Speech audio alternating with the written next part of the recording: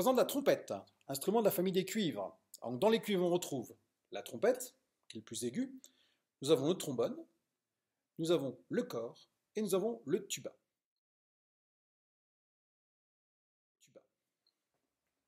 Alors, ces quatre instruments fonctionnent de la même façon. Donc, comme tout instrument d'ailleurs, on a besoin d'une vibration. Donc, sur un tambour, on va faire vibrer la peau. Là, sur les trompettes, on va faire vibrer ses lèvres. Donc, ce qu'on va faire, on fait vibrer les lèvres et ensuite, on va faire le son dans l'embouchure. Voilà. Avec cette embouchure, donc on fait en fait tous les sons. La trompette, quant à elle, ou le trombone ou le tuba, eux, ou le cor même, vont servir juste à amplifier le son, à le rendre plus joli, plus agréable. Je vous montre.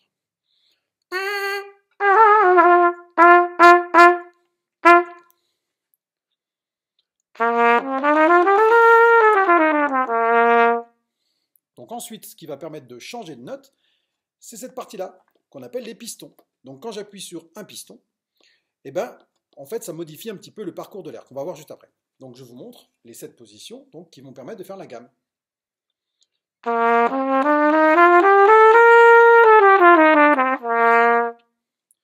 Donc quand je vous parle de piston, quand je souffle dans la trompette, en fait, l'air fait ce cercle, voilà, fait un escargot et ressort par le pavillon. Lorsque j'appuie sur le premier piston, je me recule un petit peu, lorsque j'appuie sur le premier piston, l'air passe en plus dans cette coulisse-là. Donc l'air est un peu plus long, le parcours est un peu plus long. Quand j'appuie sur le deuxième piston, ça passe dans la petite ici, voilà. Et quand j'appuie sur le troisième piston, l'air passe dans celle-ci, qui est un peu plus longue. Donc en fonction de la distance parcourue par l'air, les notes sont changées.